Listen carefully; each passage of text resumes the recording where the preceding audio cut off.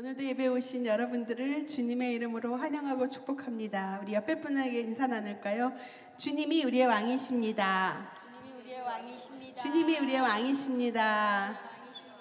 이 시간 우리 하나님께 영광의 박수를 먼저 올려드리고 찬양으로 함께 올라가겠습니다.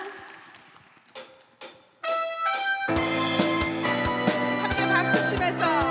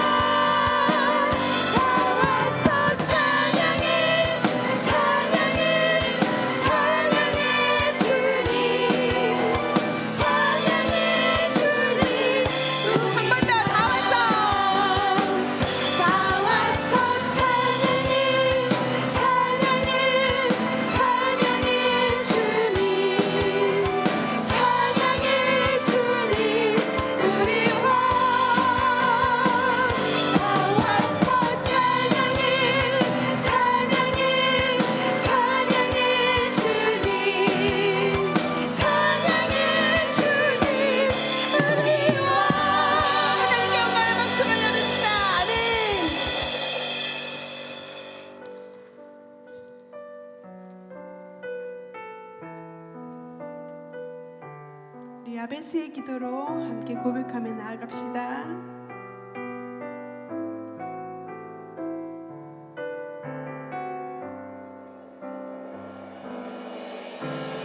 내가 엄마 품속에서 고통 중에 태어났지만 나를 구원하신 하나님 날 택하시고 존귀케 하셨네. 내 평생에 여호와를 섬기며 그 말씀만 따라 살아가리. 주의 집에 나 항상 거하리니. 아멘.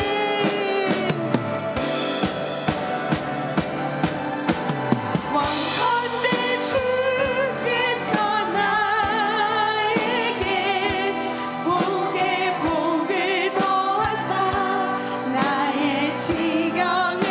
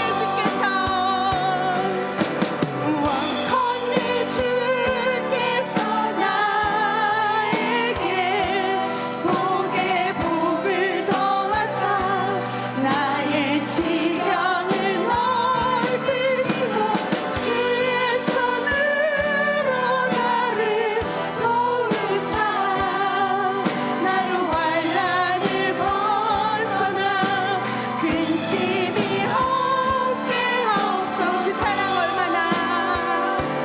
그 사랑 얼마나 아름다운지 그 사랑 얼마나 날 부럽게 하는지 그 사랑 얼마나 크고 놀라운지 그 사랑 얼마나 나를 감격하게 하는지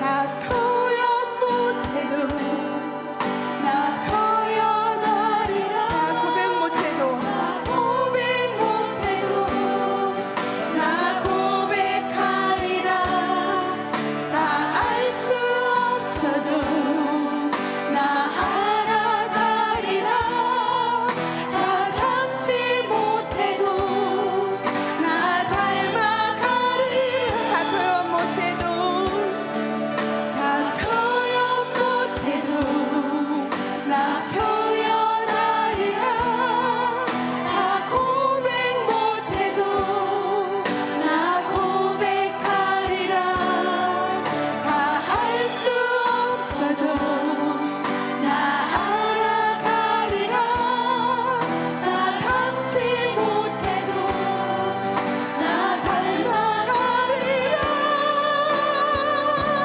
그 사랑 얼마나 아름다운지 그 사랑 얼마나 날 부럽게 하는지 그 사랑 얼마나 크고 놀라운지 그 사랑 얼마나 나를 감격하게 하는 그 사랑 얼마나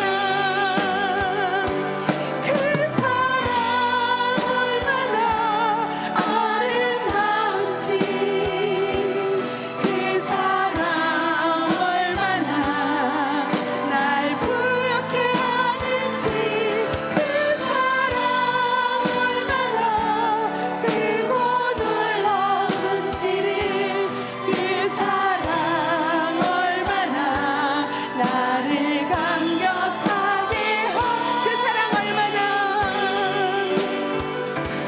그 사랑 얼마나 아름다운지 그 사랑 얼마나 날 부럽게 하는지 그 사랑 얼마나 크고 놀라운지 그 사랑 얼마나 나를 감격하게 하는지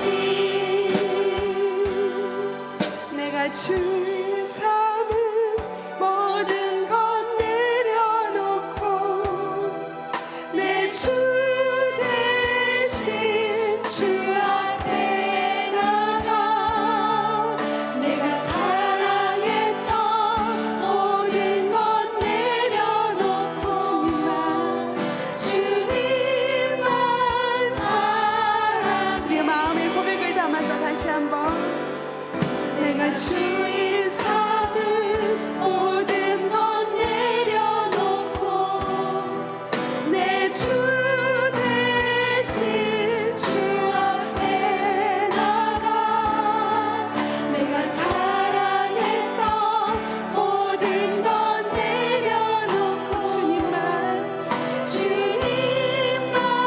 사랑 주 사랑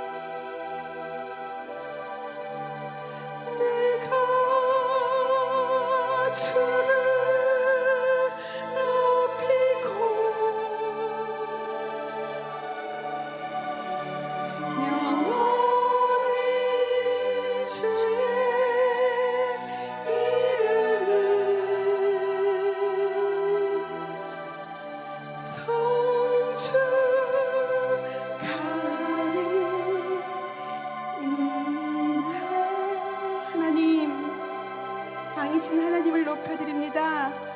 그 어떤 것 때문에 흔들렸던 우리의 신앙, 오늘 말씀을 통해 부끄러웠던 내 모습을 깨닫게 하시고, 하나님, 우리를 잠잡게 하는 것은 그 주님의 변하지 않는 사랑 때문임을, 그 바다와 같은 주님의 사랑 때문임을 이 시간 고백하며 나아갈 수 있도록 주님 인도하여 주시옵소서. 절망 속에서 우리를 건져주시고 생명으로 인도하신 그 주님 앞에 이 시간 기도하며 하나님 앞에 나아갑시다. 하나님 아버지 감사합니다. 하나님 아버지 그 주님 앞에 이 시간 주님의 보혈로 우리를 덮으시고 주님의 사랑으로 새롭게 하는 오늘을 주님 인도하여 주시옵소서. 소망 없는 절망 속에서 건져주시고 생명으로 인도하여 주시옵소서. 주님 함께하여 주시옵소서.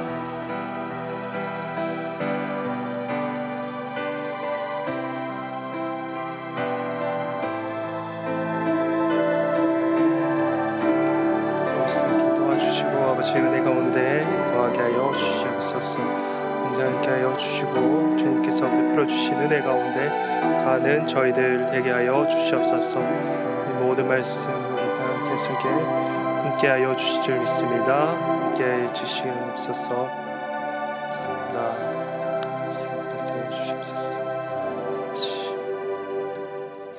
사랑과 은혜가 풍성하신 하나님 아버지, 오늘 이 귀한 시간 우리들의 목장 모임으로 모여주심을 감사드립니다. 오늘 이 예배를 통하여 하나님의 임재를 경험케 하여 주시고 하나님의 은혜를 마음껏 누리는 시간 되게 하여 주시옵소서. 무엇보다 목장을 위해서 수고하시는 모든 분들을 주님께서 기억하여 주시사 우리의 수고와 헌신이 땅에 떨어지는 것이 아니요 하늘에 상납되어 크게 성령의 열매로 맺어지게 하여 주시옵소서. 함께 하실 줄 믿습니다. 모든 말씀 우리 주 예수 그리스도 이름으로 기도드립니다. 아멘. 오늘 우리에게 주시는 하나님의 말씀은 마태복음 16장 13절에서 20절 말씀입니다. 다 함께 일어나셔서 하나님의 말씀을 경청하겠습니다. 예수께서 빌립보 가이사랴 지방에 이르러 제자들에게 물어 이르시되 사람들이 인자를 누구라 하느냐? 이르되 더러는 세례 요한, 더러는 엘리야, 어떤 이는 예레미야나 선지자 중에 하나라 하나이다. 이르시되 너희는 나를 누구라 하느냐? 시몬 베드로가 대답하여 이르되 주는 그리스도시요 살아계신 하나님의 아들이시니이다. 예수께서 대답하여 이르시되 바요나 시몬아, 내가 복이 있도다. 이를 내게 알게 한 이는 혈육이 아니요 하늘에 계신 내 아버지시니이라. 또 내가 내게 이르노니 너는 베드로라. 내가 이 반석 위에 내 교회를 세우리니 음부의 건세가 이기지 못하리라. 내가 천국 열쇠를 내게 주리니 내가 땅에서 무엇이든지 매면 하늘에서도 매일 것이요 내가 땅에서 무엇이든지 풀면 하늘에서도 풀리리라 하시고, 이에 제자들에게 경고하사 자기가 그리스도인 것을 아무에게도 이르지 말라 하시니라. 이것은 하나님의 말씀입니다. 아멘. 담임 목사님의 설교를 영상으로 함께 보겠습니다. 지난주 수요일 날 장신대 채플 부흥회가 있어서 채플을 인도하면서 그 후배들 앞에서 그런 고백을 했습니다. 코로나를 지나면서 다시 한번 돌아보면서 나는 어쩌면 목회에 실패한 사람은 아니겠는가, 그런 생각을 할 때가 가끔 있다고. 여러분에게 와서 정말 이렇게 하면 이 코로나도 이겨나갈 수 있고 정말 이 어려운 가운데서도 참 멋지게 목회할 수 있다고 이야기를 하든지 또 비결을 알려주든지 그러면 좋겠지만, 정말 내가 잘 살아왔는가, 또 목회자로서 잘 목회했는가 하는 것을 다시 돌아보는 기회를 갖게 된다고 그렇게 이야기를 했습니다. 그런 마음을 가지고 오늘 이 본문을 다시 찾게 되었습니다. 정말 하나님이 기뻐하시는 교회가 어떤 교회일까? 하나님이 원하시는 교회가 어떤 교회고, 어떤 목회하기를 원하시고 어떻게 살기를 원하시는가? 부흥회 강사님이 말씀하셨죠. 하나님께서 나를 어떻게 생각하실까? 그렇게 질문하시는 것처럼 오늘 그런 마음을 가지고 우리 하나님 앞에 우리의 지나온 삶들을 다시 한번 돌아보고 앞으로 남은 걸어가야 될 길을 다시 되새기는 그런 시간이 되었으면 좋겠습니다. 본문은 여러분들이 잘 아시는 내용입니다. 예수님께서 한 2년 반 정도 제자들에게 이적과 기적도 많이 베풀어 보여주셨고, 또 하나님 나라의 말씀도 많이 전해서 이미 하나님에 대해서, 예수님에 대해서 많이 알고 있는 바로 그 제자들과 함께 가이사라 빌립보라는 지방에 가게 되었습니다.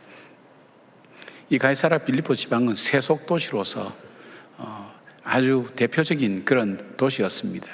그리고 온갖 잡심을 섬기고 있었습니다. 쉽게 말씀드리면 오늘 내 행복은 저 숲과 나무에 있다, 하늘에 있다, 태양에 있다, 또 황제 숭배 사상으로 황제가 우리를 통치한다, 이 생각과 사고가 굳어져 있고 그런 문화와 환경 속에서 살아가는 바로 그 가이사라 빌립보 지방에 가서 예수님께서 이 제자들에게 물었습니다. 사람들이 나를 누구라 하느냐? 그때 제자들이 서로 다투어서 얘기합니다. 예수님은 정말 에레미야, 어떤 분은 엘리야, 어떤 분은 세례 요한 들어는 선지자 중에 하나라고 그렇게 얘기합니다. 그렇게 대답을 합니다. 그런데 예수님께서 그 말씀에, 그 대답에 대해서는 별로 관심을 갖지 않고 그 다음 질문을 하게 됩니다. 너희는 나를 누구라 하느냐는 질문을 하게 됩니다. 오늘 이 질문이 우리를 참 다시금 우리 자신을 살펴보게 만드는 질문이죠. 그래서 오늘 이 본문의 이 대화를 살펴보면 주님께서 원하신 성도의 모습이 어떤 모습일까? 주님께서 원하셨던 교회의 모습은 어떤 모습일까 하는 것을 우리가 발견하게 됩니다. 바로 주님의 말씀을 통해서 오늘 성도로서 나는 바르게 살아가고 있는지, 우리 교회는 정말 주님이 기뻐하시고 원하시는 교회가 되고 있는지를 다시 돌아보면서 본질을 다시 회복하고 주님의 뜻에 아름답게 세워져가는 우리 모두가 되었으면 좋겠습니다. 주님께서 원하시는 나의 모습은 어떤 것이며 참된 교회의 모습은 어떤 것일까? 첫 번째로 바른 신앙 고백이 있는 성도입니다. 바른 신앙 고백이 있는 성도. 15절에 보니까 예수님께서 너희는 나를 누구라 하느냐라고 주님께서 질문하실 때 16절 시몬 베드로가 주는 그리스도시요 살아계신 하나님의 아들이시나이다 라고 그렇게 대답합니다. 이 질문에 대답한 베드로를 주님은 칭찬하시면서 이를 알게 하는 인간적인 지혜나 지식이 아니라 바로 하늘에 계신 하나님께서 너로 하여금 알게 하였다고 그렇게 말씀합니다. 쉽게 말씀드리면 인간으로서는 할 수 없는 대답이라고 그렇게 말씀하시는 것입니다. 이 짧은 대답 속에는 우리 복음의 아주 중요한 세 가지 요소를 다 가지고 있습니다. 믿음의 세 가지 요소를 짧은 이 한마디 속에 다 갖고 있습니다. 우리가 예수를 믿는다 할 때 믿음에 필요한 가장 중요한 요소가 믿음의 대상을 우리는 분명히 알아야 됩니다. 내가 믿는 대상이 누군가를 알아야 신앙이라는 것이 성립이 됩니다. 우리는 하나님을 믿고 있죠. 그 하나님은 어떤 하나님이죠? 세상에 많은 그 종교들이 부르는 그 하나님이 아니라 죄 많은 나를 위하여 그 독생자 아들 예수 그리스도를 이 땅에 보내셔서 십자가에 못 박아 죽으시고 내 죄를 사해 주신, 그리고 나를 구원해 주신 그 하나님, 그 하나님을 내가 믿는 겁니다. 그리고 믿음의 내용은 뭘까요? 무엇을 믿어야 될 것인가? 믿음의 내용이 있어야 됩니다. 덮어놓고 믿어서는 안 됩니다. 내가 뭘 믿고 있지 할 때 가장 좋은 내용은 사도신경에 나오는 그런 말입니다. 사도신경 전체가 우리 믿음의 내용이 뭔가에 대해서 잘 말하고 있습니다. 그것을 요약해서 오늘 여기서 베드로의 대답 속에 주는 그리스도시오라는 바로 그 대답입니다. 살아계신 하나님의 아들이십니다. 주님은 정말 왕이시요 통치자시요 우리 삶의 주인입니다. 그 고백입니다. 근데 여기 그리스도라고 하는 것은 원래 뜻은 기름을 붓다 그런 의미입니다. 기름 붓다. 이스라엘 사람들은 자기의 일상과 가장 밀접한 관계가 있는 중요한 사람, 중요한 직책에 있는 사람을 세울 때 양각 나팔에 기름을 부어서 그리고 머리에 부었습니다. 기름을 부었다 하는 것은 바로 정말 중요한 직책의 사람을 말합니다. 즉 왕을 세울 때, 제사장을 세울 때, 그리고 선지자를 세울 때 기름을 붓는다는 것입니다. 근데 이스라엘 백성들이 하나님 앞에 왕을 구했죠. 정말 우리가 복종하고 싶어하는 사람, 복종할 가치가 있는 사람, 그리고 그 왕은 힘을 가지고 있어서 나를 지키시고 보호할 수 있는 그 왕을 달라고 했지만 그들이 경험했던 왕은 그런 왕이 아니었습니다. 너무나 나약한 왕이었고 때로는 폭정으로 인해서 백성들을 더 괴롭히는 그런 임금들을 이스라엘 백성들이 만나면서 하나님 앞에 다시 기도하게 됐습니다. 하나님, 정말 왕다운 왕을 좀 주십시오. 정말 우리를 보호할 수 있는 왕, 우리가 정말 경배하고 모실 수 있는 왕을 보내주십시오. 그것이 그들의 기도 제목이었습니다. 그리고 그들은 제사장을 세울 때 기름을 부었다고 하지 않았습니까? 우리 인생을 살아가며 인생의 무거운 짐을 지고 걸어갈 수밖에 없습니다. 무거운 짐 지고 한 걸음도 가지 못하는 것이 우리 인생 아닙니까? 그 짐 중에 가장 무거운 짐이 죄의 짐이거든요. 이 죄의 짐을 그 앞에 내려놓으면 하나님과 사이에 중보자가 되어서 우리의 죄의 문제를 해결해주고 우리를 자유롭게 하고 그리고 가볍게 하고 평안하게 할 수 있도록 해주는 그 제사장을 뽑을 때에 이 기름을 부었습니다. 그런데 그들이 경험했던 제사장은 그런 사람들이 아니었습니다. 자신들의 이익을 위하여 권력과 결탁하면서 그리고 백성들을 더 괴롭히고 착취하는 그런 제사장, 무거운 짐을 더 짊어지게 만드는 그런 제사장이었습니다. 자기 희생이 없는 사람이죠. 백성들이 하나님 앞에 다시 호소합니다. 하나님, 정말 참된 제사장을 좀 보내주세요. 우리는 참된 제사장이 필요합니다. 우리의 죄의 짐과 마음의 짐과 삶의 짐들을 다 털어놓고 다 자유함을 받을 수 있는 그런 일들을 해줄 수 있는 하나님과 정말 만날 수 있는 바로 그런 제사장을 보내달라고 그렇게 기도하고 있었습니까? 그들에게 또 하나 세우는 사람이 있다 그랬죠. 선지자라 그랬죠. 하나님 말씀을 받고 그 말씀을 전하는 사람. 인생을 살다 보면 길을 잃어버릴 때가 많잖아요. 어디로 가야 내가 가야 될 길인지, 어떻게 살아야 바로 살 길인지, 그때에 눈치 보지 않고 권력과 타협하지 않고 하나님의 뜻을 있는 그대로 우리에게 이야기해 줄 수 있고 말씀해 줄 수 있는 바로 그런 선지자들, 이들은 찾았습니다. 그러나 그 선지자들은 자기 이익을 위해서 자기의 지식과 자기 마음 가지고 그렇게 예언하면서 하나님 말씀을 전하면서 그 잘못된 길로 인도해서 백성들이 고통과 아픔을 겪고 괴로움을 당했다는 것이 바로 이스라엘 백성들이 살아왔던 삶의 역사거든요. 그들이 하나님 앞에 호소합니다. 하나님 참된 선지자를 보내주세요. 그럴 때에 하나님께서 왕과 제사장과 이 선지자의 역할을, 이 직책을 같이 감당할 한 사람, 바로 이 메시아 구세주를 보내주겠다고 하나님께서 약속하셨습니다. 선지자를 통해서, 예언자를 통해서 약속하셨습니다. 지금 이스라엘 백성들은 그 메시아를 기다리고 있는 겁니다. 이 메시아가 오면 달라질 거라고 생각하고 있습니다. 근데 베드로가 주는 그리스도시요 살아계신 하나님의 아들입니다. 그 말의 고백은 뭐냐면 지금 내 앞에 서 있는 예수님, 바로 예수님이 우리가 기다려왔던 The Christ, 이 정관사가 붙죠. 바로 그분, 우리가 기다려왔던 하나님이 약속해 주신 바로 그 우리의 참된 왕, 우리의 참된 제사장, 우리의 참된 선지자 되신 분이 바로 예수님 당신입니다. 그 고백입니다. 이게 가능이나 할까요? 불가능한 거죠. 같이 밥 먹고 같이 다니고 할 때 우리보다 월등하고 뛰어난 그런 분은 될 수 있다고 생각하지만 그분이 메시아라고 그렇게 어떻게 고백할 수가 있겠습니까? 게다가 베드로가 주는 그렇게 할 때, 주는 그리스도시오 할 때 이 주라고 하는 것은 이 원문에 보면 이게 큐리오스나 뭐 이렇게 로드, 주인이라는 그런 의미가 아니고 수라고 하는 2인칭 대명사입니다. 당신은 이런 뜻입니다. 내가 당신이라고 할 때는 나라는 것을 반드시 전제로 이야기합니다. 나에게 구속력이 있습니다. 너와 나의 관계는 구속력이 있습니다. 그러니까 당신은, 나에게 있어서 당신은, 예수님은 바로 우리 민족이 기다려왔던 참된 왕이요, 참된 제사장이요, 참된 선지자인 바로 그 메시아 구세주 바로 당신입니다. 이 고백을 드렸다는 것입니다. 그래서 주님이 칭찬해 주셨다는 것입니다. 사랑하는 여러분, 우리가 어떤 시련과 환난과 고통을 당한다 할지라도 이 믿음에서 흔들리지 아니하면 우리는 견고하게 설 수가 있습니다. 다윗의 일평생을 한번 보십시오. 흔들릴 만한 일들이 얼마나 많았습니까?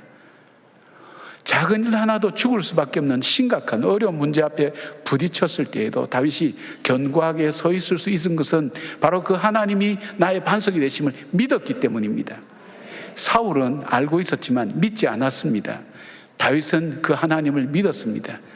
자기의 산성과 요새가 되시고 자기를 지키시고 자기의 삶을 인도하시는 그 주님, 그리고 나의 삶을, 내 죄를 다 토할 때 용서하시는 그 주님, 참된 제사장 되신 주님을 그는 믿었습니다. 바로 그의 삶을 하나님께서는 내 마음에 합한 자라고 말씀합니다. 그의 예배에는 찬양이 있습니다. 그 예배에는 신앙 고백이 있습니다. 주를 향한 사랑이 있습니다. 바로 이 신앙 고백이 바르게 정확하게 주님 앞에 드려지는 바로 그런 성도들, 그 성도가 있는 곳이 바로 주님이 기뻐하시는 교회요, 바로 그런 우리의 삶이라는 것을 말씀해 주고 있습니다. 사랑하는 여러분, 오늘 어떤 일이 일어난다 할지라도 예배를 통해서 예수님께서 나의 구세주와 주님 되심의 고백이 여러분의 삶의 현장에서도 그대로 적용되고 나타나는 견고하게서는 하나님의 백성됨에 놀라운 은혜가 있기를 주의 이름으로 축원합니다. 자, 주님께서 원하시는 교회는 어떤 교회인가? 참된 교회는 어떤 모습인가? 바로 예수 그리스도께서 주인인 교회입니다.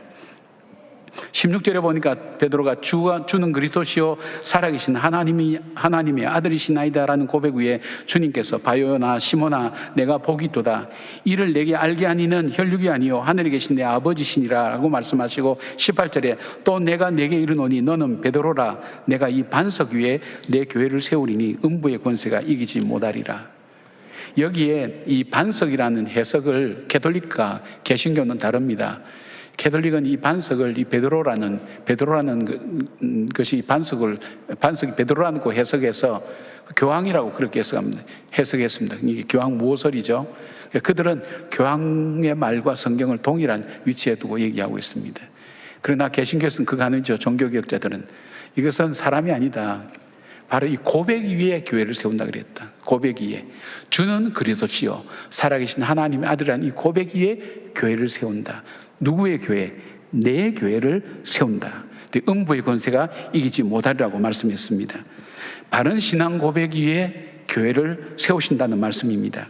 교회란 말은 주로 에클레시아라고 이렇게 표현하는데 부름받은 회중이라는 뜻입니다. 어떤 회중입니까? 그리스도에게 속한 공동체 혹은 그리스도인들이 모이는 공동체라는 뜻으로 사용되고 있습니다. 마태복음 18장 20절 보니까 두세 사람이 내 이름으로 모인 곳에는 나도 그들 중에 있느니라고 말씀합니다. 정리하면 바른 신앙 고백을 가진 공동체, 바로 그곳이 주님이 기뻐하시는 교회라는 것입니다. 교회는 주님이 주인이신 공동체입니다. 교회의 우선순위는 하나님의 뜻이 우선순위입니다. 절대적입니다. 주님께서 가르쳐 주신 기도 중에 하늘에서 뜻이 이루어진 것 같이 땅에서도 이루어지게 하소서라고 하는 기도는 바로 주님의 뜻, 주인 대신 주님의 뜻을 이루어가는 것이 우리의 사명이라는 뜻입니다. 예수님께서 일 후에 십자가에 죽으시고 사흘 만에 살아나실 것이라고 말씀을 그렇게 합니다. 그때 베드로가 예수님의 말씀에 자기 생각을 이렇게 얘기합니다. 마태복음 16장 22절 보니까 베드로가 예수를 붙들고 항변하여 이르되 주여 그리 마옵소서, 이 일이 결코 주께 미치지 아니하리이다. 이때 예수께서 베드로에게 말씀합니다. 23절에 예수께서 돌이키시며 베드로에게 이르시되 사단아 내 뒤로 물러가라, 너는 나를 넘어지게 하는 자로다. 내가 하나님의 일을 생각하지 아니하고 도리어 사람의 일을 생각하는도다 하시고, 베드로의 생각이 틀렸다고 생각하십니까? 오히려 더욱 주님을 사랑하는 마음이 담겨있는 그런 표현 아닐까요?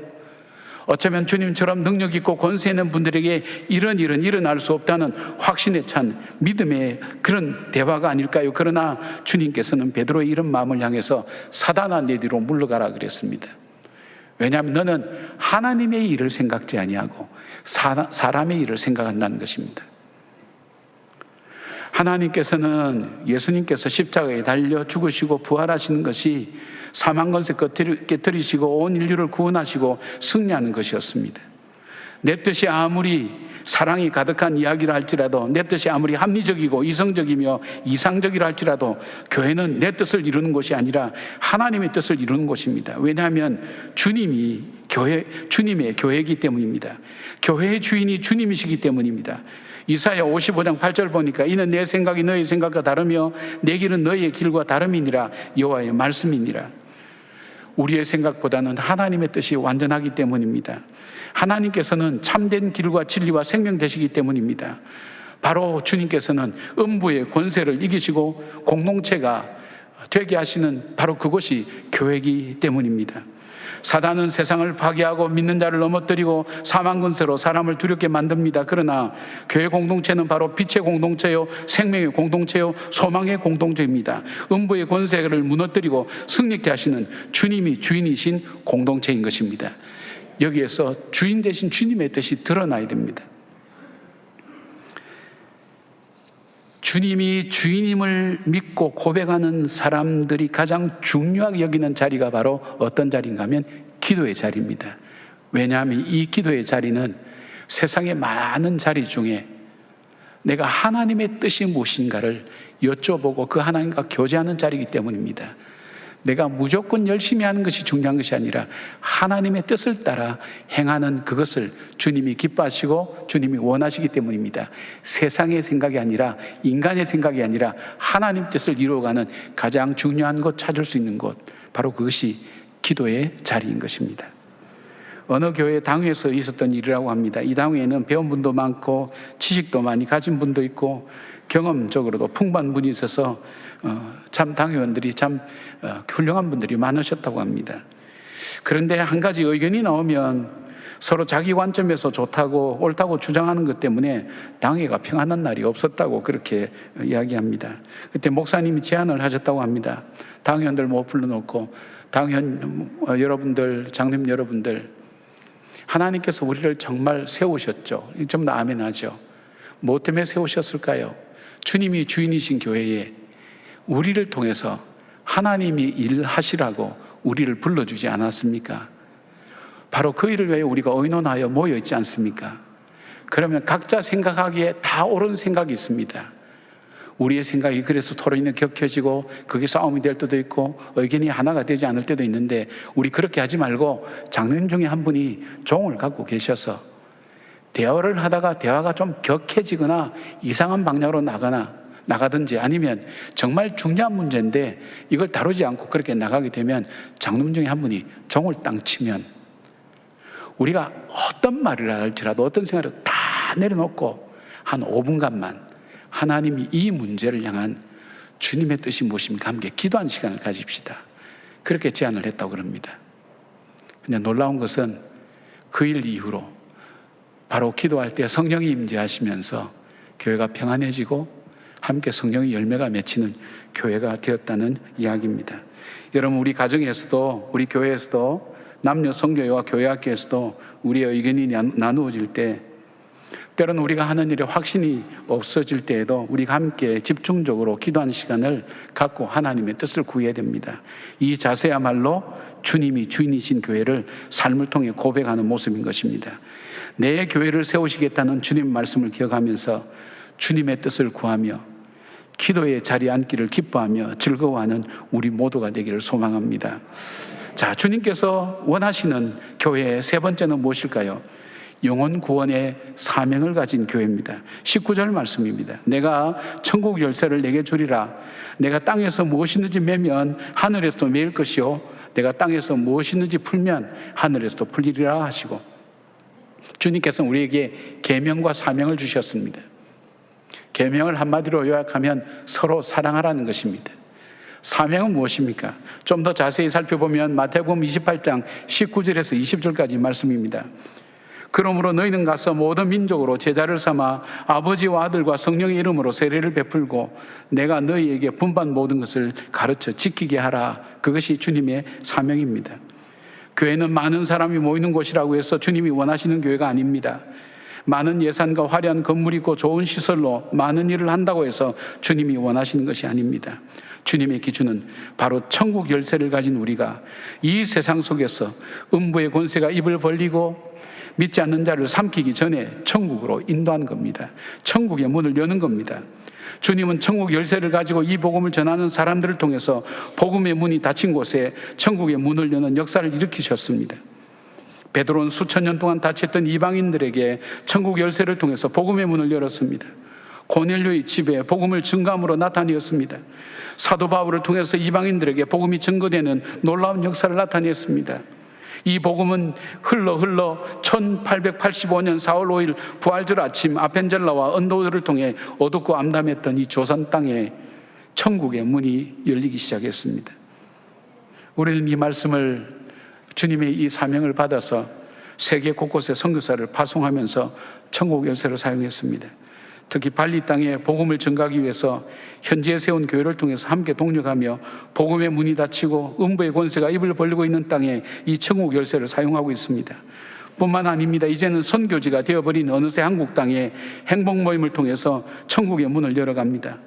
남녀 전도회를 통해서 진정한 구원의 역사를 온 세상 속에 증가하는 사역을 감당하게 하고, 일산, 대전, 높은 돛숭이, 별내 신도시 교회를 개척하면서 복음의 열쇠가 바로 우리를 통해서 열려지고 천국 열쇠가 열려지도록 우리가 그렇게 헌신하며 달려왔습니다. 교회가 무너질 때에는 바른 신앙 고백이 드려지지 못할 때였습니다. 교회가 혼란스러울 때는 교회의 주인이 주님이시라는 것을 잊어버렸을 때입니다. 교회가 약해졌을 때는 바로 영혼 구원에 초점을 맞춘 교회의 사명을 잃어버렸을 때입니다. 여러 해 전에 일본의 수도인 도쿄를 방문하게 된 3명의 미국인 사업가가 있었습니다. 이들은 소문난 긴자거리에서 가까운 유명한 30층 높이의 제국 호텔에 묵기로 그렇게 결정하고, 도시 전경을 가장 잘 볼 수 있는 가장 고층 30층의 숙소를 정했습니다. 그리고 저녁을 먹을 겸 저녁 투어를 그들은 함께 했습니다. 한 11시쯤 들어와서 이제 방으로 올라가려고 하니까 마침 전기 고장이 일어나면서 엘리베이터가 작동하지 않는 것입니다. 호텔 측에서 양해를 구하면서 호텔 로비에 간이 숙소를 준비하겠다고 그렇게 제안했습니다. 그렇지만 세 사람은 30층까지 그냥 걸어 올라가자고 얘기합니다. 길지만 한번 도전해보자. 이 긴 계단을 어떻게 올라갈까, 그래서 일을 분담했습니다. 1층부터 10층까지 한 친구는 웃기는 얘기만 해라고 그렇게 얘기했습니다. 웃다 보면 시간이 잘 지나가니까 웃기는 얘기만. 또 11층에서 20층까지는 무서운 이야기, 무서운 얘기하면 그 얘기 듣다가 보면 또 어느새 언제 올라갔는지 모릅니다. 자, 21층부터는 몹시 어렵습니다. 그래서 3명이 합의하기를 남 험담하는 시간을 갖기로 했습니다. 험담하는 시간이 참 잘 가지 않습니까? 10층 아니라 100층까지 올라가도 계속 할 수 있을 겁니다. 땀을 뻘뻘 흘리면서 그들이 30층까지 겨우 올라왔습니다. 다 올라왔습니다. 이제 다 올라왔다. 그런데 보니까 아무도 프론트에서 열쇠를 받아온 사람이 없었습니다. 웃기는 이야기죠. 예, 참 안타까운 얘기죠. 안타까운 일이 여기만 있는 것이 아닙니다. 우리의 삶의 현장에 있습니다. 저는 종종 임종을 지켜볼 때가 있습니다. 그때마다 이분들이 묻는 공통된 질문이, 목사님, 나는 이제 어디로 가지요? 한 번도 생각해보고 살아오지 않았는데 자기는 막상 어디로 갈 것인가, 죽고 난 다음에 어디로 갈 것인가에 대해서 굉장히 관심이 많습니다. 처음에는 묘지를 묻는 줄 알았어요. 묘지가 아니었어요. 내가 죽고 나면 나는 어디에 가나요? 모르는 거예요. 그에겐 천국문이 닫혀 있는 거예요. 사랑하는 여러분, 그 사람이 바로 우리의 가족 중에, 우리의 이웃 중에 있지 않습니까? 지금은 종교 인구보다도 믿지 않는 무종교가 훨씬 더 많다고 얘기합니다. 불교, 가톨릭, 기독교 다 합쳐도 이 무종교층을 넘어서지를 못한다고 그럽니다. 무엇을 말합니까? 복음이 열려지지 않는 그곳, 바로 그곳에 우리는 복음을 전하는 것, 그것이 주님께서 우리에게 맡겨준 사명 아닐까요? 가정의 달 이렇게 보고 또 장례식 모습 보니까, 장례식 때 들어오는 보고를 보니까 그 자녀들이 부모님께 병상 세례 받도록 하기 위해서 예수 믿도록 복음을 전하는 그런 일들이 얼마나 많은지 모릅니다. 얼마나 귀한 일인지 모릅니다. 바로 천국 열쇠를 가진 그가, 바로 음부의 권세가 입을 벌리고 삼키려고 하는 그곳에 천국문을 열고 천국으로 인도하는 바로 그 사명, 그것이 주님께서 기뻐하시는 교회의 모습이요, 우리 자신들의 모습이라는 것입니다. 주님이 원하시는 교회가 어떤 교회일까요? 우리를 보시며 기뻐하는 모습이 무엇일까요? 나는 정말 바른 신앙 고백, 삶으로 이어지는 그 신앙 고백을 나는 가지고 바로 예배 때마다 내가 죽고 내 안에서 그리스도께서 다시 사시는 놀라운 부활의 역사를 체험하고 있는가? 정말 나는 주님이 내 인생의 주인이며 이 교회의 주인이라는 사실을 고백하고 그 고백에 따르는 삶을 하나님 앞에 올려드리고 있는가? 그리고 오늘도 주님께서 원하시는 천하보다 한 생명이 귀하다고 하셨고 잃어버린 한 마리 양을 우리에는 90마리보다 귀하게 여기셔서 찾아다니시는 바로 그 주님의 귀한 뜻, 바로 천국 열쇠를 우리에게 맡겨주셔서 땅에서 매면 하늘에서 맬 것이요 땅에서 풀면 하늘에서 풀리는 그 능력의 귀한 권세를 우리에게 주셨다는 것을 기억하면서 그것을 감당해 나가는 우리 성도들이 될 때 하나님께서 엄청 귀하게 여기시는 그런 삶이 될 것입니다. 사랑하는 여러분, 맞습니다. 정말 주님이 기뻐하시는 교회가 되어야 됩니다. 주님이 기뻐하시는 성도가 되어야 됩니다. 그 일을 위하여 우리가 함께 믿음의 반석 위에 굳건하게 서서 어떤 세파가 몰려와도 믿음의 반석에서 주님이 원하시는 귀한 일들을 감당해 나가는, 주님이 강력하게 붙드시는, 주님이 놓지 아니하시는, 포기치 아니하시는 주님의 복된 자녀로 살아가기를 주님의 이름으로 축원합니다. 아멘. 기도하겠습니다. 아버지 고맙습니다. 주는 그리스도시요 살아계신 하나님의 아들이라는 이 고백을 통해서 베드로를 통해 역사하셨던 주님의 놀라운 하나님 일들이 바로 오늘 그 고백의 자리에 서서 예배하며 기도하며 주의 뜻을 사모하며 우리에게 맡겨준 삶의 현장에서 이 복음을 증가하기 위해서 믿음으로 결단하고 주님의 도우심을 구하는 한 분 한 분 위에 주님 함께하여 주셔서 바로 우리를 통해 그 복음의 역사들이 계속해서 이어져 갈 수 있도록 하나님 함께하여 주시옵소서. 나에게서 이 복음의 전달이 중단되지 않도록 우리 입술을 열고 삶을 열어서 하나님의 복음을 전하는 저희들이 되게 하여 주시옵소서. 예수님의 이름으로 기도드리옵나이다. 아멘. 네, 우리 옆에 분과 함께 이렇게 인사하길 원합니다. 주님의 평강이 함께 하시길 소망합니다. 네, 한 번 더 인사할까요? 하나님은 우리에게 늘 좋은 것을 주십니다. 아멘. 자, 아이스 브레이크 우리 함께 보도록 하겠습니다. 여러분의 삶 속에서 누군가의 소원을 들어주신 적이 있습니까? 함께 나누어 봅시다 라고 되어 있습니다. 저도 누군가의 소원을 들어준 적이 있는데요. 그 누군가는 바로 제가 사랑하는 아내입니다. 저희 아내를 만나고 저희 결혼을 3개월 만에 했습니다. 우화가 나오는군요. 근데 3개월이라는 시간이 짧으면 짧고 길면 길다고 할 수 있는데 굉장히 촉박한 시간이 저한테는 그렇게 느껴졌습니다. 근데 우리에게 결혼에 있어서 중요한 게 있는데 스드메라고 혹시 들어보셨습니까? 아세요? 스드메. 예, 이게 뭐 드레스, 메이크업 뭐 그런 거 있지 않습니까? 사진, 스냅샷 뭐 이렇게 해서 스드메라고 해서 이렇게 몰라도 사는데 지장 없으십니다. 예, 그 당시 저희들에게 이제 그런 것들이 유행을 했습니다. 스드메라고 해서 이런 걸 준비하는 것이 유행했는데 아내랑 결혼 이야기를 막 하다가 스드메에 대해서 이제 얘기가 나왔는데 제 주변에 이제 목회자들이 다 동기들이 결혼을 하니까 어떻게 하면 이 스드메를 전략할까 고민을 많이 하더라고요. 그래서 뭐 이렇게 무료로 하는 데가 있다든지 아니면 좀 이렇게 목회자를 좀 대우해 주는 데가 있는 곳에서 이렇게 하는데 저희 아내는 이게 뭔가 꿈이 있는 것처럼 느껴지는 겁니다.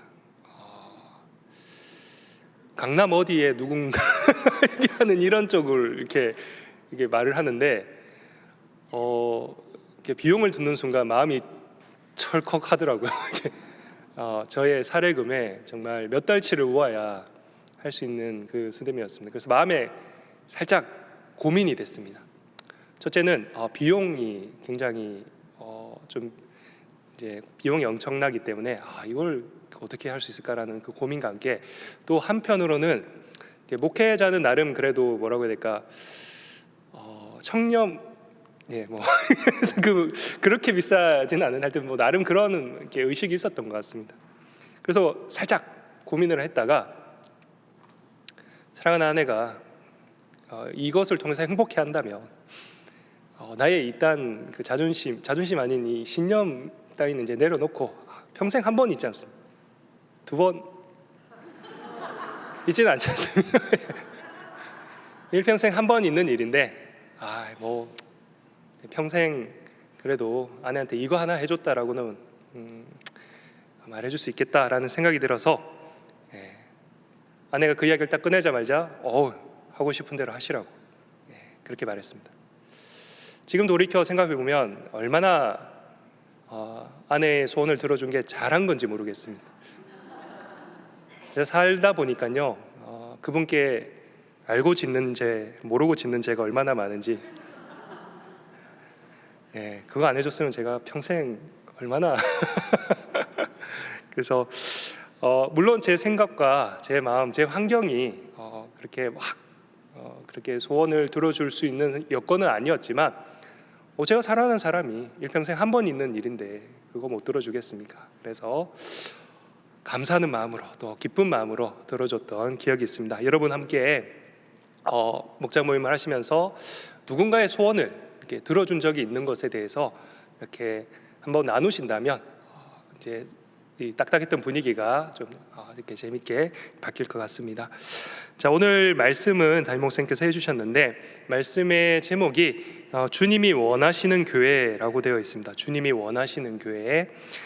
예수님께서 이제 제자들과 함께 빌립보 가이사라는 도시에 들어가십니다. 그런데 이 도시는 아마 그 당시에 뭐 여러 도시들 가운데서도 아마 가장 세속적인 도시라고 할 수 있을 것 같습니다. 아까 목사님께서 설명하셨다시피 우상들이 굉장히 판치는 곳이고, 뿐만 아니라 황제 숭배가 있었던 곳입니다. 그러니까 유대인의 땅 가운데 이러한 곳이 있었다라는 것이죠. 그래서 굉장히 세속적인 그러한 도시에서 예수님께서 갑자기 제자들에게 묻습니다. 사람들이 나를 누구라고 생각하느냐, 누구라고 하느냐라고 묻습니다. 그러자 제자들이 더러는 세례 요한, 더러는 엘리야, 더러는 예레미야 선지자 중에 하나입니다. 사람들이 막 예수님 대해서 저분은 세례 요한 같은 분이셔, 저분은 뭐 엘리야 같은 분이셔라고 했던 이야기들을 제자들이 예수님께 전달을 한 것이죠. 그런데 예수님께서는 그 제자들의 그 사람들이 평가하는 그 내용에 대해서 특별히 관심을 보이지 않으십니다. 그러냐 이러고 넘어가시고는 다시 물으십니다.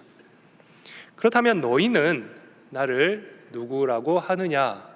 예수님께서 물으신 거죠. 누구들 제자들한테. 그리고 지금 있는 저와 여러분에게도 묻는 것입니다. 너희는 이규정 너는 나를 누구라고 생각하느냐? 자, 이 대화 속에서 주님이 원하시는 참된 성도의 모습과 교회의 모습이 이 대화 속에서 드러난다는 것입니다.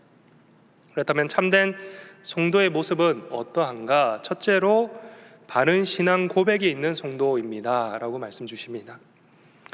주님께서 너희는 나를 누구라고 하느냐, 누구라고 생각하느냐 할 때 베드로가 뭐라고 고백합니까?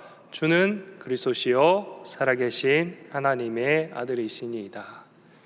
그리스도라는 말은 메시아라는 뜻을 가지고 구원자라는 뜻을 가지고 있습니다. 기름 부음 자라는 뜻도 가지고요. 내 인생에서 굉장히 중요한, 내 인생을 좌지우지할 만한 그런 분이심을 고백했던 것입니다. 그러니까 결국 내 인생의 구원자, 나의 주님, 그리고 더 나아가서 하나님의 아들이십니다 라고 고백한 것입니다. 이 짧은 대답 속에 복음의 가장 기본이 되는 그런 세 가지 요소, 믿음의 대상, 믿음의 내용, 믿음과 나의 관계가 다 드러나 있다라는 것입니다. 이러한 고백이 명확한 성도는 무너지지 않는다라는 것입니다. 이러한 고백이 명확한 교회들은 무너지지 않는다라는 것입니다.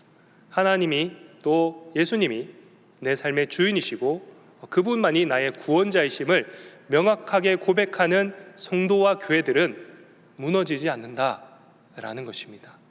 그래서 참된 교회의 모습, 참된 성도의 모습의 첫 번째는 바른 신앙의 고백이 있는 그런 성도여야 된다라는 것입니다. 두 번째로 예수 그리스도께서 주인인 교회입니다라고 말씀 주셨습니다. 교회가 다양한 사람들의 모임이 있지 않습니까? 그런데 이 교회들의 공통적인 특징은 바른 신앙의 고백을 가진 교회라는 것입니다. 바른 신앙의 고백이 무엇입니까? 앞에서 방금 말씀드린 하나님께서 우리의 주인이시다. 하나님이 우리의 구원자시다. 라는 바른 신앙 안에서 이렇게 모여 있는 공동체가 교회라는 것입니다. 그런데 이런 교회가 흔들릴 때가 있는 것이죠. 예를 들면 그렇다면 이 교회의 주인이 누구십니까? 하나님이신 겁니다. 왜냐하면 하나님을 주인으로 고백하는 사람들의 모임이지 않습니까? 그런데 하나님이 주인이어야 하는데 내 뜻과 내 계획을 앞세워서 하나님의 뜻을 저기 멀리 보내버리고 내 뜻을 실현시키려고 했을 때 그것이 문제가 된다라는 것입니다. 하나님이 주신 그 뜻을 이루어가는 것이 우리의 사명인데 내 뜻이 더 우선시되어서는 안 된다는 거예요. 심지어 그 뜻이 많은 사람들이 듣기에 합리적이라 할지라도, 때로는 이상적이라 할지라도 그 뜻을 이루는 것이 아닙니다. 예를 들면 예수님의 그런 대답 속에 예수님께서 이제 그리스도, 내가 이제 곧 예루살렘에 가서 핍박당하고 결국 십자가에 못 박혀 죽을 것이다 라고 했을 때 베드로가 뭐라고 말합니까? 절대 그런 일이 있어서는 안 된다라고, 그렇게 돼서는 안 된다는 거죠. 제자 입장에서는 당연히 그럴 말을 할 수 있는 거죠. 정말 이성적이고 합리적인 말입니다. 제가 목숨 바쳐서라도 주님의 그런 일이 일어나지 않도록 제가 막겠습니다. 정말 이성적인 말이죠. 아니 스승이 죽겠다고 하는데 잘 죽으십시오라고 말하는 제자들이 어디 있겠습니까? 그런데 주님께서 뭐라고 말씀하십니까? 너는 나를 넘어뜨리려는 자다 라고 말을 합니다. 마찬가지로 하나님의 뜻이 아니었던 것이죠. 베드로는 자신을 생각한 것입니다. 자신의 뜻이 우선된 것입니다. 만약 예수님이 저 십자가에 달리시면 아마 속으로 그렇게 생각한 것이죠. 하나님의 나라가 이제 도래할 것인데 그렇다면 내 자리가 어떻게 될 것인가? 내가 그동안 고생했던 게 뭐가 되는 것인가? 예수님이 돌아가 버리시면 자기는 아무것도 아님을 알기 때문에 절대 그런 일이 있어서는 안 된다라고 예수님께 말하는 것입니다. 여러분, 그렇다면 우리가 하나님의 뜻을 강구하기 위해서는 어떻게 해야 되느냐? 늘 기도의 자리로 나아가야 된다라고 말씀하셨습니다. 아까 목사님도 당회 이야기를 하시면서 당회가 막 분란이 있을 때 종 치는 것을 이야기하셨죠. 종을 쳐서 어떻게 하기로 했나요? 종을 치고 한 5분 정도 하나님의 뜻을 구하자라고 말씀하셨다는 것입니다. 왜 그렇게 하는 것입니까? 하나님이 주인 되는 교회를 만들기 위해서라는 것입니다. 그렇기 때문에 주님이 원하시는 교회는 바로 예수 그리스도께서 주인 되는 교회라고 말하고 있다는 것입니다. 그리고 세 번째로 영혼 구원의 사명을 가진 교회라고 말하고 있습니다. 예수님께서는 베드로에게 천국을 여는 천국 열쇠를 주시면서 많은 민족으로 하여금 제자를 삼으라는 사명을 허락하셨습니다. 그러기에 베드로는요, 수천 년 동안 갇혀있던 그 이방인들에게, 수천 년 동안 구원의 길이 막혀있던 이방인들에게 복음을 증가함으로 그 열쇠를 통해서 복음의 문이 열리게 되는 것입니다. 만약 예수님께서 이러한 복음의 천국의 열쇠를 베드로에게 주시지 않고 이렇게 이방인들의 구원에 대해서 말씀하지 않으셨다면 어쩌면 지금 저와 여러분에게까지 복음이 전해지지 않았을 수도 있습니다. 그런데 그 천국 열쇠가 주어짐으로 인하여서 그 천국 열쇠가 결국 하나님의 권세를 뜻하지 않습니까? 땅에서 매이면 하늘에서도 매이고 땅에서 열면 하늘에서도 열린다라는 것입니다. 여러분 상상이나 되십니까? 저 멀리 우리나라랑 가까이 있는 이스라엘도 아닙니다. 이스라엘까지 가려고 하면 지금도 굉장히 많은 시간이 걸리는 것이고 그렇지 않습니까? 비행기를 타고 가도 굉장히 먼 곳입니다.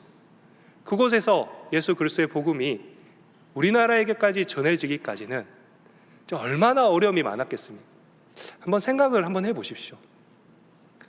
그 수많은 어려움, 수많은 고난, 수많은 장애, 그 모든 것을 뚫어버리고 지금 우리에게까지 이 복음이 전해졌다라는 것은, 이거는 사람의 힘으로 할 수 없는 것이죠. 하나님께서 그러한 놀라운 은혜를 주셨기 때문에 가능했다라는 것입니다. 그래서 교회는요, 영혼 구원에 대한 사명을 잃어버렸을 때 가장 역사적으로 약했다라고 말합니다. 이게 무슨 말인가 하니, 영혼 구원에 대해서 관심을 많이 가져야 되는데 교회 내부적으로 어떻게 하면 교회가 또 돋보이게 하기 위해서, 사람이 돋보이게 하기 위해서 막 이렇게 그러지 않습니까? 로마에 가시면 그 교회들 보면요, 엄청 화려하고 엄청 웅장해요. 가보신 분은 아실 것입니다. 저도 한번 갈 수 있는 기회가 있어서 가봤는데, 와, 그 유럽에 있는 모든 청동을 모아가지고 만든 이 상이 있거든요. 유럽에 그렇게 청동이 잘 안 나나 봐요. 그런데 그걸 만들기 위해서 유럽 전역에 있는 걸 다 끌어모아가지고 만든 겁니다. 교회를 돋보이게 하기 위해서, 교회의 권세를 드러내기 위해서. 그 사건 뒤에 뭐가 일어나냐면 종교개혁이 일어나는 것입니다. 다시 복음으로 돌아가자는 거예요. 마찬가지로 여전히 음부의 권세는 지금 입을 벌려서 삼킬 자를 찾고 있습니다. 우리에게 천국의 열쇠를 통해 구원에 힘써야 된다. 진정한 교회는 영혼 구원의 사명을 이루는 교회다라고 말씀을 주셨습니다.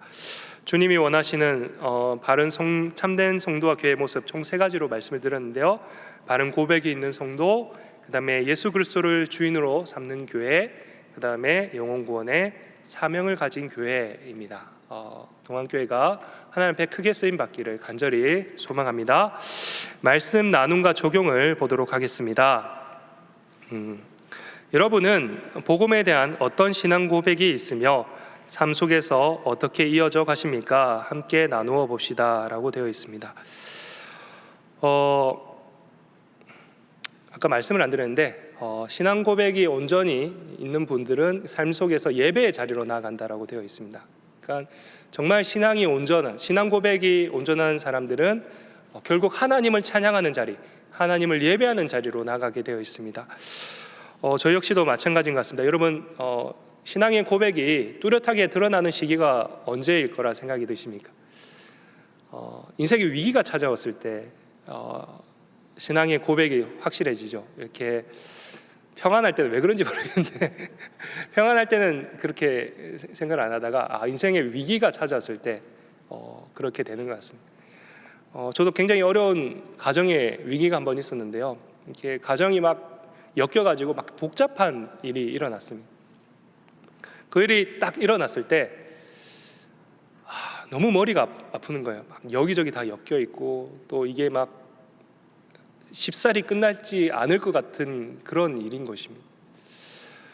그래서 답답한 마음에 이게 어떻게 해야 되나라고 생각을 했는데 마음속에 그런 뭐라고 해야 될까요? 하나님께서 나와 함께 계신다. 그리고 내가 믿는 하나님께서 결국은 이 문제를 해결해 주실 것이라는 신앙의 고백이 올라오는 것입니다. 굉장히 복잡했거든요. 정말 내가 믿었던 가족이 획 돌변하는 그런 느낌이 들 정도로 그런 막 낙심되잖아요. 이 위기 속에서 으쌰으쌰 해가지고 함께 힘을 합쳐서 헤쳐나가도 힘든 일인데 막 각자의 생각이 다 다른 거예요. 그래서 나까지 흔들리면 이게 완전 큰일 나겠다 싶어서 그 신앙의 고백을 가지고 이제 하나님께 엎드린 것입니다. 하나님, 제 능력으로는 어떻게 할지 못하겠는데 왠지 모르겠지만 하나님께서 나에게 이런 믿음을 주셨기 때문에 이 믿음을 가지고 제가 흔들리지 않고 나가겠습니다. 흔들리지 않겠습니다. 이렇게 고백하면서 나아갔더니 정말 하나님께서 시간의 지남에 따라 하나님의 일을 해 나가시는데 차츰차츰 회복되고 관계가 다시 회복되고 이렇게 아픔이 상처가 치유되는 그런 일을 경험하게 됐습니다. 지금도 그때를 떠오르면 정말 하나님께서 살아계시구나, 하나님께서 역사하시는구나, 하나님을 예배하지 않을 수가 없는 것이죠. 정말 하나님께서 내 삶에서 주관하시는구나. 그래서 참된 신앙인 고백이 삶에서 어떻게 드러나느냐, 예배도 물론이거니와 이러한 비슷한 일을 당하는 분들에게 이렇게 말씀드리는 거죠. 하나님께서 우리의 주인이십니다. 하나님께서 당신의 그 문제 또한 내 삶의 문제에서 해결해 주셨듯, 나의 삶에서 해결해 주셨듯 하나님께서 당신의 삶도 해결해 주실 것입니다. 이게 믿음의 고백을 나눌 수 있는 간증이 되는 것입니다. 그렇기 때문에 복음에 대한, 또 예수님이 나의 주인이시고 나의 생명이신 하나님을 또 신앙 고백함으로써 그 간증하게 되는 저 신앙의 삶 속에서 이어져 감을 느꼈습니다. 여러분도 아마 여러분의 복음에 대한 그런 신앙 고백이 여러분의 삶 속에서 어떻게 영향을 미치는지 함께 나누시기를 바라겠습니다. 두 번째로, 여러분은 교회에서 하나님의 뜻을 이루기 위해 나의 뜻을 내려놓고 순종하신 적이 있으십니까? 함께 나누어 봅시다. 제가 군대를 전역하고 이제 빈둥빈둥 놀고 있었는데 나름 나의 계획을 가지고 있었습니다. 근데 군 생활하는 동안 제가 어찌 보면 신앙의 암흑기라고 할 수 있는데요, 평생 열심히 잘 다니던 교회를 이상히 군대를 갔더니 잘 안 다니게 되더라고요. 그러면서 굉장히 막 캄캄해지는 것을 느꼈습니다. 그러면서 이제 어떤 마음이 드냐면, 하나님이 안 계시나 정도까지 의심을 하게 되는 것이죠. 자, 그러한 신앙의 그런 위치에 있는데 갑자기 그 청년부 목사님께서 저에게 이렇게 제안을 하신 겁니다. 청년부 임원을 하지 않겠냐고. 자, 하나님이 없다 정도의 신앙 상태인데 목사님 와가지고 너 청년부 임원 할래? 하면 할 수 있으신 분? 예, 있을 수 있다고 봅니다. 제 마음이 하고 싶지 않은 거예요. 왜냐하면 마음에 이제 신앙에 대한 시험이 들었는데 막 그런 것입니다. 그래서 몇 번 거절을 했는데 목사님께서 그러면 부흥회까지만, 이게 뭐 수련회까지만 같이 갔으면 좋겠다. 그래서 그 정도는 뭐 그냥 하자, 참석만 하면 되니까. 그래서 갔는데 목사님과 상담 중에 그런 것을 좀 느꼈습니다. 제가 이 목사님을 막 존경하고 그러지 않았거든요. 왜냐하면 제가 무릎을 다쳐가지고 이제 병원에 있는데 한 번도 신방을 안 오신 거예요. 웃으시지만 여러분 경험 있으시죠? 예. 그래서 저도 가급적이면 참 잘 챙겨드리고 싶은데 인간이 이게 완벽하지 않다 보니, 그래서 그 목사님을 참 어찌 보면 저런 목사님 다 계셔. 왜냐하면 제가 그 교회 내가 주인이다 생각하고 다녔거든요. 왜냐하면 어릴 때부터 그 교회에 다녔기 때문에 제 스스로 교만했던 거죠. 어떻게 나를 안 챙겨? 이렇게 된 겁니다. 그래서 평소에 그분을 그렇게 썩 좋게 생각 안 했는데 그분이 이렇게 면담 시간에 이렇게 딱 이야기를 하시는데, 모태신앙이거든요. 제가 모태신앙은 못한다고 하지만 그 마음속에 어릴 적부터 이렇게 교육받은 것이 나름 남아있어서 그런지 그 진짜 놀라운 경험인데, 정말 제가 존경하지 않는 목사님인데 저한테 어떤 말을 하시는데, 하나님이 내가 세운 종인데 네가 마음에 안 든다고 생각하는 이 내가 세운 종의 말을 듣냐 안 듣냐를 보시는 것 같은 그런 소름 돋는, 그 모태신앙만이 느끼는 그 영적 감각이 있는 것입니다. 얼마나 소스라치게 놀랐는지, 내가 진짜 교만했구나라는 것을 그때 깨닫고 내 뜻을 다 내려놓고 목사님 시키는 대로 하겠습니다. 예. 그렇게 살다 보니 이 자리까지 왔습니다. 별로 안 좋아해 주시네요, 남의 일이라. 제가 왜냐하면 그때 굉장히 신앙적으로 이렇게 흔들리고 있을 때였거든요. 여러분도 아마 교회 생활 하시다 보면 내 뜻은 이게 아닌데 교회에서 이런 걸 시키네. 나 지금 기분이 안 좋은데 교회에서 뭐 이런 걸 하라고 그러네. 그럴 수 있습니다. 근데 한번 생각해 보십시오. 이 교회의 주인이 누구입니까? 나입니까? 하나님이십니까? 다시 한번 묻겠습니다. 이 교회의 주인이 누구이십니까? 나입니까? 하나님이십니까? 그럼 누구의 뜻을 따라야 되겠습니까? 예, 맞습니다. 한번 기도해 보십시오. 나의 마음은 이런데 하나님 뜻이 무엇입니까? 하나님은 어떻게 생각하십니까? 하나님께 기도해 보시기 바랍니다. 여러분도 혹시 이러한 경험이 있다면 나의 뜻을 내려놓고 순종했던 경험을 함께 나누시기를 바라겠습니다. 자, 세 번째 마지막입니다. 여러분은 천국 열쇠 권세를 통해 복음을 전한 경험이 있으십니까? 함께 나누어 봅시다. 공교롭게도 제가 이제 이번 아미를 일본을 가게 됐는데요. 저도 일본에 하면 이제 뭐 많이 엮여 있습니다. 뭐 친일파라는 말은 절대 아니고 이것저것 뭔가 거기 가서 이렇게 선교를 많이 했었는데 이제 일본 교회와 이렇게 합작해서 이제 선교를 하는데 이렇게 그 마을을 이렇게 막 이렇게 전단지를 돌리고 이렇게 막 선교를 하고 이렇게 하다가 이제 한 마지막 날에쯤 돼서 이제 코리안 나이트라고 해서 이렇게 막 사람들을 초청해서 이제 공연도 하고 막 이렇게 하는 건데 공교롭게도 제가 이제 간증을 하게 된 것입니다. 그래서 제가 간증을 하고 일본말로 했다는 것이 아니라 제가 한국말로 하면 이제 통역을 해주시는 거죠. 그래서 이렇게 다 간증을 하고 다 마무리되고 끝났는데 갑자기 어떤 분이 이제 저를 좀 만나고 싶다는 거예요. 그래서 왜 그러실까? 이제 그때 이제 20대 초반에 이제 뭐 신앙도 그렇게 성숙하지 못한 그런 상태의 사람이었는데 갑자기 어떤 분이 보자고 그래서 가서 만나봤더니 이분은 이제 그 일본 교회 전도사님의 아버지신 거예요. 근데 딸이 전도사 하는 걸 엄청 반대하셨다고 합니다. 일본 사회가 그렇습니다. 반대를 했는데 딸이 한 번만 이렇게 이 한국 청년들이 와가지고 이런 걸 하는데 좀 보러 가자. 그래서 딸의 권유로 왔는데 저의 그런 그 일본에서의 그 전도 여행에 대한 간증이라든지 제 삶을 나누었는데 거기서 많은 감동이 있었다고 하시는 거예요. 그러면서 내 딸이 믿는 하나님을 나도 좀 생각하게 됐다. 제 자랑처럼 느껴지면 절대 안 되십니다. 정말 이렇게 여러분과 이야기하듯이 평범한 이야기를 나눴습니다. 그분의 마음을 연 것은 제가 아닙니다. 천국 열쇠로 하나님께서 확 돌리신 거죠. 이렇게. 예. 여러분 마찬가지입니다. 우리가 전도할 때 나의 힘으로 하는 것이 절대 아님을 잊지 마시길 바라겠습니다. 여러분 혹시 삶 속에서 마찬가지죠.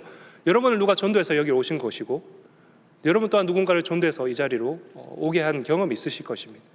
그런 경험들을 우리 목장분들과 함께 나누시기를 바라겠습니다. 한기성 목사님 나오셔서 광고해 주시겠습니다.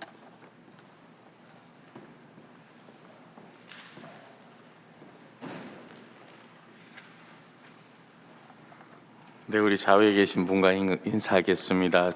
주님의 평강을 기원합니다. 잘 지내고 계십니까? 행복 모임 이제 각 마을별로 이렇게 2개의 팀씩 이렇게 운영하고 있는데 잘 되고 있는 것 같습니다. 그죠? 예, 옆에 분하고 한 번 더 인사합시다. 잘 되고 있습니다. 잘 되고 있습니다.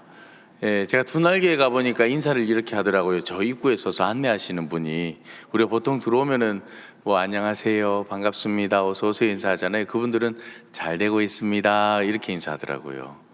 예, 뭐 여러 가지 의미가 담겨져 있겠죠. 그러니까요. 예, 우리도 잘 되고 있습니다. 그죠? 예. 재밌는 이야기 하나 해드릴까요? 지하철을 탔는데 한 여인이 파마 머리를 이렇게 예쁘게 하고서는 파마가 잘 안 된 것 같아. 오늘은 어떡하면 좋아 하면서 막 얘기하다가 옆에 남자친구한테 물었습니다. 그치 자기야, 이번에 파마 머리가 참 안 어울리는 것 같아. 이랬더니 그 남자친구가 자긴 생머리도 안 어울려. 자, 5월 이달의 말씀입니다. 이달, 아이고 살에 걸렸네. 자, 이달의 말씀 요한복음 8장 12절 우리 이달의 말씀을 함께 선포하도록 하겠습니다. 시작. 예수께서 또 말씀하여 이르시되 나는 세상의 빛이니 나를 따르는 자는 어둠에 다니지 아니하고 생명의 빛을 얻으리라. 아멘. 돌아오는 주일날 일부 예배 후에 공동의회가 있습니다. 이번 공동의회는 다들 아시겠지만 장로 선출을 위한 공동의회입니다.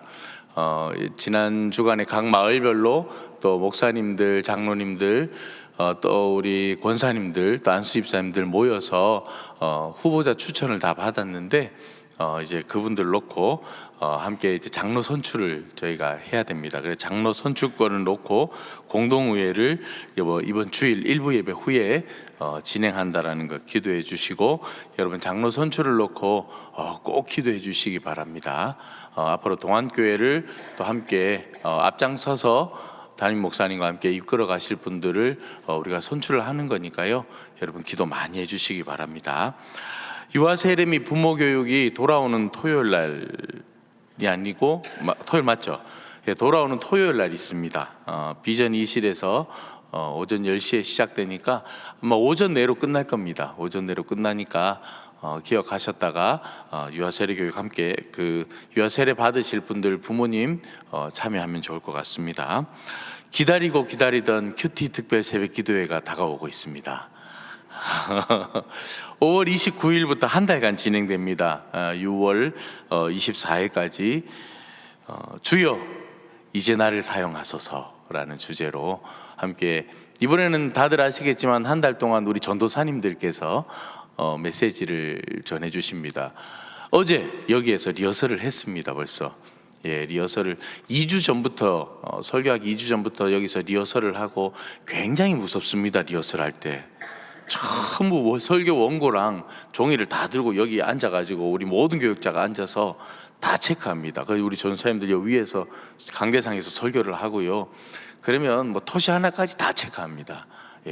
설교를 그딴 식으로 하면 안 됩니다. 하면서 다 체크해요. 체크하면서 또 수정하고 또 수정하고 몇 차례 수정해가지고 이제 당일날 여기에 서서 설교를 합니다. 여러분 그걸 위해서도 기도 많이 해주셔야 돼요. 우리 동안교회 전사님들이 얼마나 복이 많습니까? 강대상 위에서 설교할 기회가 사실은 잘 없거든요. 또 우리 선배 목사님들과 모든 교육자들이 함께 또 메시지도 다듬어주고 또 요 수정도 하고, 아무튼 잘 준비하고 있으니까 여러분들도 함께 기도로 준비하셔서 이번 한 달 동안 큰 은혜의 시간이 되었으면 좋겠습니다. 1만 번 동안 성도의 성전기도 계속 진행되고 있습니다. 여러분 참여해 주시고 2053회까지 지난 주간에 2053회까지 진행되었습니다. 1만 번 될 때까지 진행을 합니다. 각 목장별로 아직 동안교회 성도님이라면 함께 참여하셔서 기도에 동참해 주시면 좋을 것 같습니다. 지난주에 우리 셔틀버스를 운행했습니다. 자꾸 노란 버스가 왔다 갔다 해서 여러분 놀라지는 않으셨습니까? 외대 앞에서 외대 국제관 앞에서 버스를 타면 교회 앞에까지 딱 모셔다 드려요. 그러니까 이제 외대 주차장을 많이 활용하시라고 저희가 셔틀버스를 운행하는데 걸어오시는 분들도 많이 타고 오시더라고요. 뭐 큰 문제 없습니다. 외대 앞에 국제관에서 그리고 교회까지 또 마치고 교회에서 국제관 앞에 있는 그 주차장까지 가니까 여러분 셔틀버스 많이 운영하시면 될 것 같습니다. 오전 7시에서 오후 2시 반까지 진행됩니다. 2대가 이렇게 왔다 갔다 하거든요. 그러니까 금방금방 옵니다. 여러분 많이 사용하시면 좋을 것 같습니다. 교육훈련 모집합니다. 25기 결혼예비학교 준비하고 있고 61기 큐티기 초반, 그리고 기도학부모교실 집중반도 준비하고 있습니다. 돌아오는 토요일에 평북노회 한마음 대행진이 있습니다. 예전에는 노회 체육대회 하면은 이렇게 막 배구대회, 피구대회, 또 뭡니까 족구대회, 축구대회 이런 거 했었는데 이제 많이 바뀌었습니다. 그런 건 오전에 잠깐 하고 오후부터는 한마음 잔치를 합니다. 그러니까 모두가 참여할 수 있는 잔치. 그 자리에 오시는 분은 아무튼간 전부 선물을 드립니다. 오시면 선물, 참석만 하면 선물. 예전에 뭐 운동회 같은 데 가면은 나갔다가 공 한 번 굴리고 오면 선물 주지 않습니까? 그런 거 다 준비해 놨으니까 여러분 다 오십시오.